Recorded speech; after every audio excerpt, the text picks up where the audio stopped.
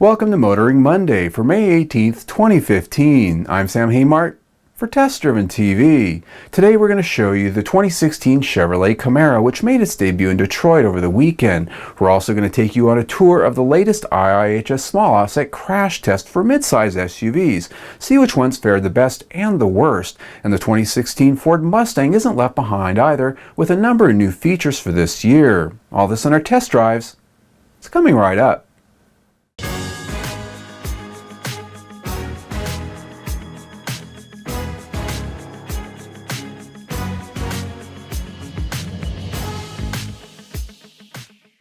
Over the weekend in Detroit, Michigan, the 2016 Chevrolet Camaro is introduced, giving the Mustang and the Challenger their new race day and showroom rival. The new Camaro brings evolutionary styling much in the same way BMW and Audi move from one model to the next. The big news here is a 200-pound weight reduction as well as a footprint which comes in slightly smaller than before. Performance should be up with 3 available engines. A new base level 2-liter turbocharged 4-cylinder has 275 horsepower, while the mid-range gets an all-new 3.6-liter V6 with 335 horsepower. Top of the range is a 6.2-liter V8 in the Camaro SS with 455 horsepower. All 3 engines can be had with a 6-speed manual or a new 8-speed automatic. An all-new interior continues Camaro's design themes from before, but gets a lot of new technology, including an available 8-inch high-definition instrument cluster center screen customizable with all kinds of information sets. The center stack gets a large 8-inch infotainment touchscreen plus some slick air vents with HVAC controls integrated into the rotary rings. There's also a new LED ambient lighting system with 24 different colors that can fade and transition. Suspension, while all new, continues to be a dual-pivot McPherson strut arrangement up front and a 5-link independent rear, all of which have increased use of aluminum for weight savings and better transitional responses on the track. To get an up-close and personal look even more detailed than this, click on the link below down in our information section to see our first look extended play video. While the Chevrolet Camaro is getting all the attention this week, Ford did announce the popular GTCS California Special Mustang returns for 2016. With production of the 2016 Mustang starting very soon, Ford's pony car will get new standard features, option packages, and the Sync 3 infotainment system. Mustang loyalists will look forward, literally, at the new hood-mounted turn signal indicators reminiscent of the 1967 and 1968 models, which will now come on the Mustang GT. The big news, however, is the return of the GTCS, or California Special Package, which has lots of exterior visuals including hood and side stripes, a new grille with tri-bar offset pony logo, a black rear deck spoiler, and a special faux gas cap emblem. The turn signal hood vents are highlighted in black, as are the side mirrors and tail lamps. Black 19-inch wheels and a black front splitter are added down below. Inside is unique upholstery with black leather and Mico suede inserts, red contrast stitching, and lots of logos. This theme continues to special door panel inserts and carpeting, and as you'd expect, there's a special dash plaque and unique aluminum trim. While performance and suspension hardware remain largely the same, popping the hood of the GTCS will reveal a strut tower brace that says, California Special.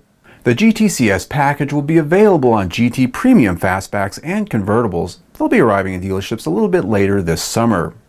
When it comes to safety, our go-to data source here at Test Driven TV is always the IIHS, the Insurance Institute for Highway Safety, and their latest battery of small offset crash tests on crossovers. It's making big news.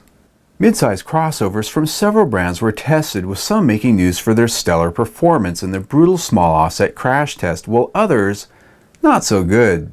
The 2015 Nissan Murano earned a top safety pick plus with its performance of structural integrity and also control of the dummy. The seatbelts and airbags worked well together to offer up the best protection in addition to structural performance.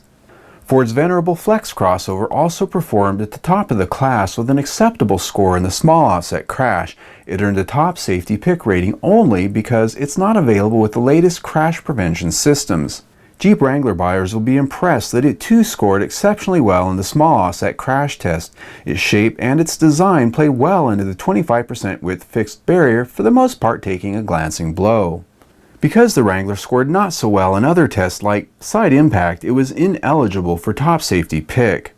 Other models like the Jeep Cherokee received a marginal rating for its small offset test. The structure and restraints failed to control the dummy's movement such to prevent severe injuries. The Dodge Durango also earned a marginal rating for most of the same reasons, a structure that allows the passenger cell to compress badly. Pretty interesting stuff, isn't it? Now, for a full rundown of all the tests as well as several other models, log on to IIHS.org.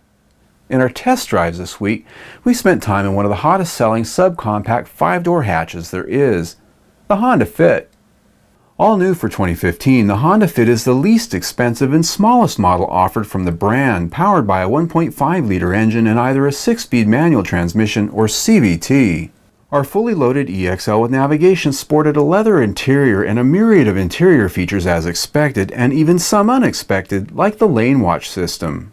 While driving the Fit was a quality experience, the Fit most impressed with its versatility features like the Magic Seat, which folds upward for a tall cargo area or fully flat for a wide open space. Virtually anything can fit. To see our full review on the 2015 Honda Fit, click on the link below down in the information section, or you can log on to our website at testdriven.tv. In our reality check segment this week, when Volvo was purchased by Chinese automaker Geely, and then the following announcements came that they were opening up plants in China, why, the sky is falling crowd cried foul. It was all over. China was packing up Volvo and taking it home for good. Well, if reality matters at all, they might find Volvo's announcement this week of a brand new $500 million assembly plant to be built in Berkeley County, South Carolina, somewhat comforting. With an initial capacity to build up to 100,000 cars per year, the new factory, to be located just outside Charleston, South Carolina, will build a variety of Volvo models, both for sales in the U.S. but also for export.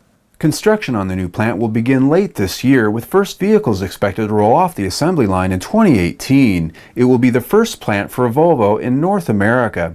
Even Ford Motor Company never went that far when they owned Volvo. What models will be built at the South Carolina plant hasn't yet been announced, but we can expect something based on their new platform architecture that would enable several different models to roll off the same line.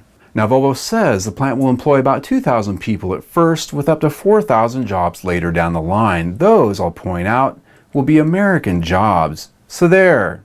Now it's time for our money shot, where we take the best photo from this week's automotive news and we show it to you. This Friday, BMW will unveil their latest bright, shiny thing, the 3.0 CSL Homage, a tribute to the legendary 1970s BMW 3.0 CSL. It has a wide body, over-the-top spoiler, and an extremely lightweighted interior. The big question is, will we see it at our local BMW dealers anytime soon?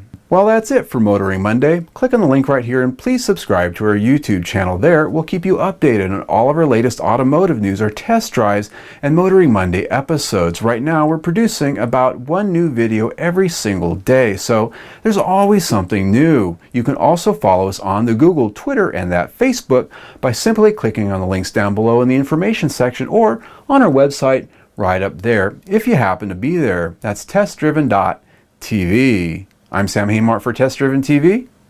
I hope you enjoyed the ride.